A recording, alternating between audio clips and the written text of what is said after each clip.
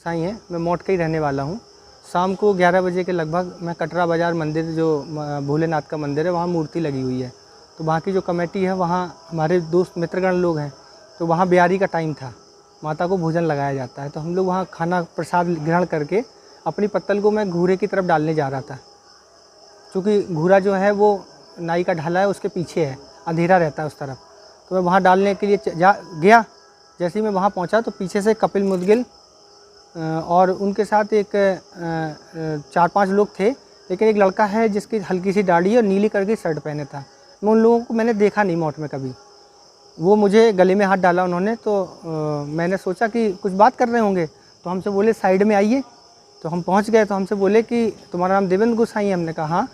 तो बोले तुम चुनाव लड़ रहे हो मोट से? हमने कहा बिल्कुल, तैयारी तो है भैया, बताइए। बोले तुम्हारा चुनाव तुम्हारे अंदर घुसा दिया जाएगा।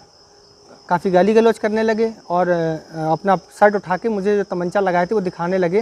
बोले घुसेड़ देंगे तुम्हारी खोपड़ी में सीधा और तुम्हारा चुनाव धरा रह जाएगा, कपिल भाई के आगे पीछे भी मत दिखाई देना।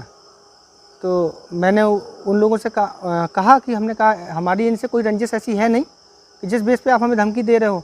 तो इतने में ही एक चीता गाड़ी पीछे से मोट थाने की चली आ रही थी। उसका जैसी सायरन बजा तो ये लोग 4-5 लोग थे, इन्होंने सोचा पुलिस आ गई है, तो ये लोग भागे रास्ते की तरफ। चूँकि पुलिस ने इन्हें दौड़ाया भी।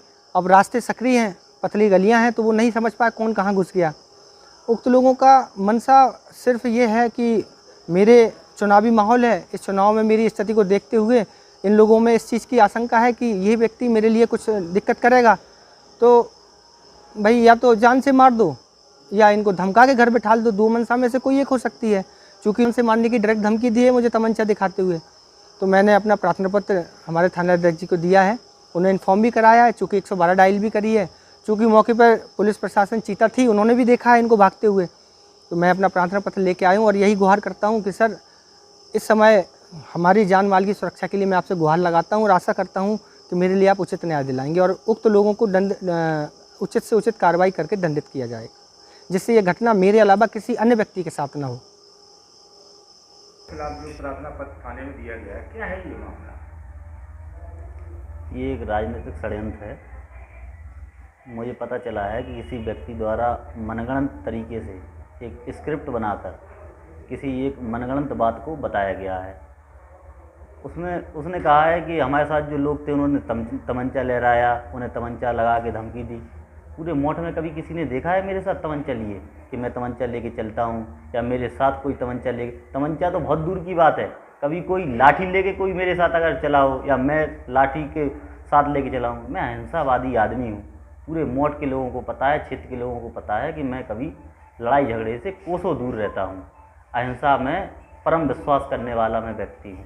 इस प्रकार के आरोप सस्ती लोकप्रियता के लिए बस यही आरोप बचा कि लगा दिया आरोप किसी पे। अरे लोकप्रियता हासिल करनी है, लोगों की जनसेवा करो, लोगों के साथ सुख दर्द बांटो, दुख दर्द बांटो। चुनाव आ गया तो ये आरोप लगाने लगे किसी दूसरे व्यक्ति पे कि तमंचा इन्होंने लगा दिया, इन्होंने हमें धमकी दे दी। सस्ती लोकप्रियता हासिल करना इस प्रकार से हासिल कोई नहीं कर सकता। लोकप्रियता हासिल करने के लिए लोगों के सुख दुख को बांटना पड़ेगा, तब आप चर्चित हो सकते हैं। मतलब एक प्रतिष्ठित व्यक्ति को बस उस पर आरोप लगा दो, उसके खिलाफ प्रार्थना पत्र दे दो तो आप चर्चित हो जाओगे। मैं जिन लोगों ने भी ये किया है उन तक ये बात पहुंचाना चाहता हूं कि भाइयों ये सब मत करो, ये गलत तरीका है। चर्चित होने का ये तरीका आपका ठीक नहीं है कि आप मनगढ़ंत कोई स्क्रिप्ट बनाकर, कोई कहानी बनाकर। पिछले चुनाव में भी आपने जब चेयरमैन का चुनाव आया था ऐसे ही एक स्क्रिप्ट बनाई थी, एक प्रतिष्ठित व्यक्ति पर आरोप लगाए थे। इस बार फिर आप ये करने लगे, ये तरीका ठीक नहीं है। लोकतंत्र में और भी तरीके हैं।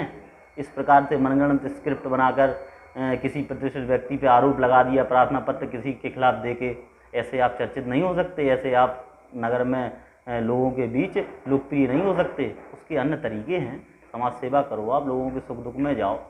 इस प्रकार से किसी की छवि को धूमिल करना ठीक बात नहीं है।